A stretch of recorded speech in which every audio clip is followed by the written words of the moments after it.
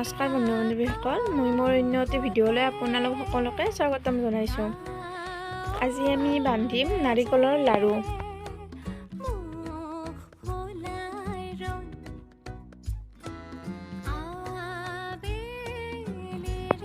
মই নাৰিকলটো এনেকৈ চুৰকি লৈছোঁ মিক্সিত, কাটি কিনে চুৰকি লৈ আৰু এইটো চাইজৰ কাপেৰে মই একাপ চেনি দি লৈছোঁ। গতিকে এইটো গৰম কৰি নাৰিকলখিনি তাত দি দিছোঁ আৰু অলপ ঘন কৰি লৰাই থাকিব লাগিব।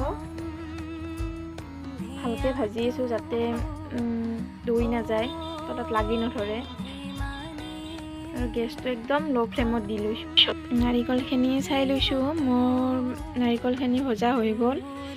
এতিয়া মই চাইছোঁ লাড়ু হয়নে নহয়, এটা ফাৰ্ষ্ট ট্ৰাই কৰি চাইছোঁ, ধুনীয়া হৈছে।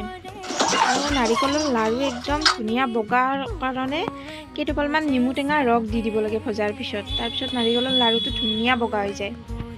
লাড়ুখিনি ৰাতি বনাইছোঁ, গতিকে কালাৰটো প্ৰপাৰ কালাৰ অহা নাই, কিন্তু মোৰো ধুনীয়া বগাই হৈছে দেখিবলৈ। এনেকৈ মই লাড়ুখিনি বান্ধি আছোঁ আৰু ইমান ধুনীয়া টাইট হৈছে লাড়ুটো, চেনীৰ লগত একদম ধুনীয়াকৈ মিক্স খাই গৈছে। কেইখিনিমান চেনীৰ জোখটো ধুনীয়া হৈছে, আৰু মই বহুত মিঠা কৰি দিয়া নাই, অলপ মিঠাটো কমকৈ দিছোঁ। এনেকৈ মোৰ লাড়ুখিনি ৰেডি হৈ গ'ল।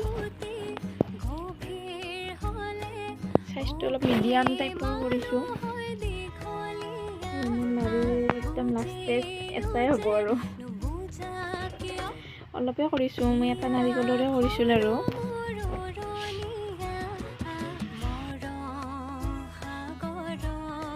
এই লাড়ু হৈ গ'ল, চাওকচোন কি ধুনীয়া বগা হৈছে। ভিডিঅ'টো চাই কেনে লাগিল জনাবচোন। Bye bye.